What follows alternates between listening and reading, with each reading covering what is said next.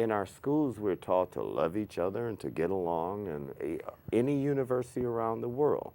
And you see, and you wonder why we're sending people off just to kill for these type of material type things, because we know, like Vietnam and what have you, rubber trees and are for oil, or for at least to have the oil in your control, and for cars and stuff, and we're killing people, and you wonder, why are these intelligent people doing this? So, Right. Yeah, it's Yeah. we should use the intelligence and knowledge we know to create a better world than tear it down. yeah, because to me, this is most important in football. To me, what we're talking here is, because there's hardly ever a chance to express yourself freely. Yeah. You always, television and information is always controlled, but to hear information that's free, to me, this is the most important. Coming out of Venice Beach, coming from artists, coming from us, the camera, we're all from Venice. Right.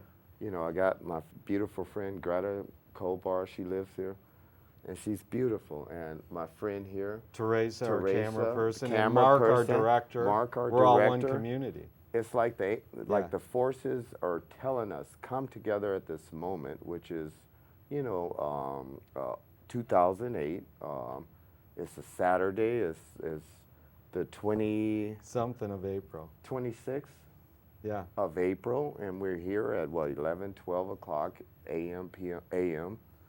And That's be here now. That's You're what- talking about right now. right now at this moment. And that's, one person said it, the revolution is two people talking to each other. Exactly. And Isn't that amazing? And it that will the be televised. Yeah.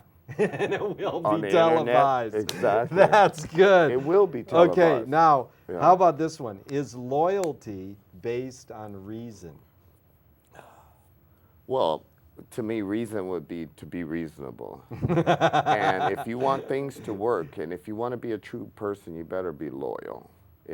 That's the universal law. That's like what we were talking about of good and evil. Yeah. And if you want good to work, you have to be loyal and true to your word and what you do. Yeah. How do you find peace of mind? Venice Beach. Yeah. Isn't that good? Yeah. Yeah, it's a good place to find peace But of it's mind. not just Venice, it's what created Venice, which is the universe. I heard that Venice is lined with Mecca, something there, that's why people pilgrimage there from all over the world. But the universe, what gives me peace of mind is my connection, what my mother and my grandmothers and them taught us, to God. And God would be a divine force. There's something that's great that's in us. And if you feel it, get in touch with it, it will talk to you, it will nurture you, it will open up doors. When you go through obstacles, because it's all for the learning, it will see you through. And once you have that blessed security and peace, and I was brought up Baptist, but I transcended religion, because if Jesus was the Son of God, created, that means we're all created. Who created us? So Jesus looked like us in the image, whether Buddhism, so I take that and I say we're sons of God. Jesus even said that you'll be able to do works and greater works. We're all part of creation. Who wants to argue and fight over that? Right. Regardless, Buddhism, this and that, we're all, in the beginning was the Word. That means that whatever was spoken, we all appeared and came. Whether the Big Bang or whatever, something created that. And, nothing comes out of nothing. They asked Captain Beefheart what came before the Big Bang, and he said the. Exactly. The. It. Yeah. And Moshe Feldenkrais works with movement. He said it's actually possible to identify a weakness that you have and incorporate it to become a strength, rather than try to overcome that weakness. Can you identify or tell us a weakness you have that you've incorporated to become part of a strength? Yeah. Well, the weakness would be, first, that if I was a kid, I would imagine myself as a superhero where I could fly, I could disappear, I could come and this and that. So the weakness would be to be in this world, to be where you're limited. You can't fly, you can't, so you got to physically go through all this type of stuff and challenge it and try to overcome it. And so, but my weakness, what I would identify is that you can only do what's within your power.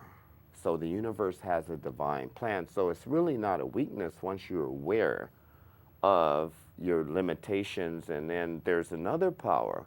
So you're not really at a disadvantage. And you could have a weakness where maybe it's like a habit or something you do. I need to exercise more. I don't need to smoke more and all that. But if you really want to work on those, you could. Yeah.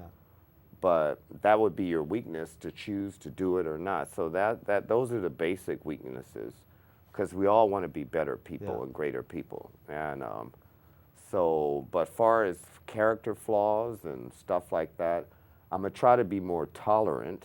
Everyone should try to be more tolerant with your fellow human beings, even if we don't agree. We got to try to be more nice, even though they're messing up the world. And Bush is killing and murdering, and we might want to hurt him, or we wish that he would stop. And you would say, well, I wish God killed him, or I wish he would get blown up.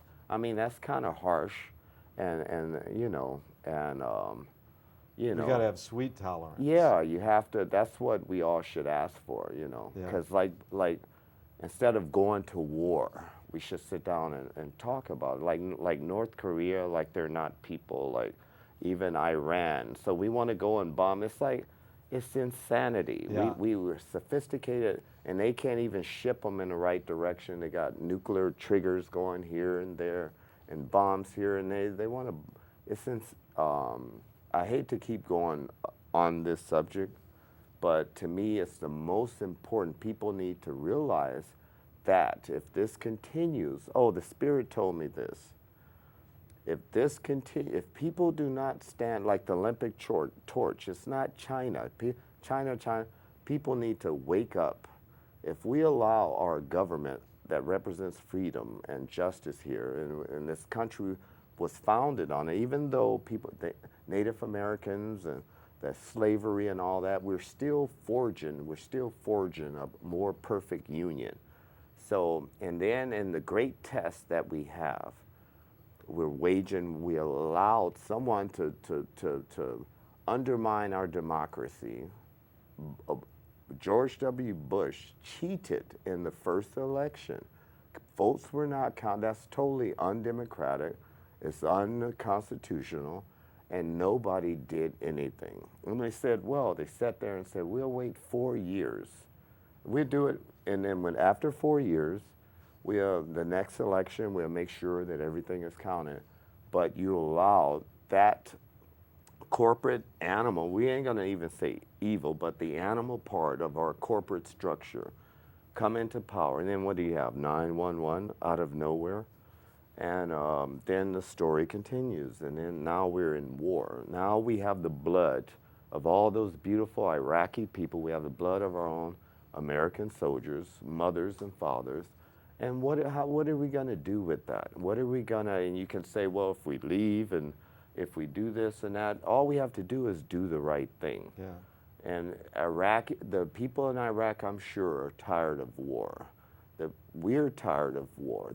To me, the greatest right thing would be, what can we do to correct this? We would stop it immediately. We would go to all parties and sides. We would reconcile. America's spending billions of dollars. We'd give them billions of dollars. You can't bring bodies back. We'll rebuild their countries, and we'll say we're sorry. We made a big, grave mistake. It's real important. That's how you stop the war. Right. It's like conflict resolution is me and you, your enemy and yourself, versus the problem. Yeah. So conflict resolution can happen without military. Yeah. It can actually happen with negotiation. Yeah. Well, as we're closing out pretty soon here, I wanted to ask you, if you were walking down the street and you met yourself as a 12-year-old, and you're your age today, what would you say to your 12-year-old self? You got a lot of stuff ahead of you. Oh, okay. If I met me, Right.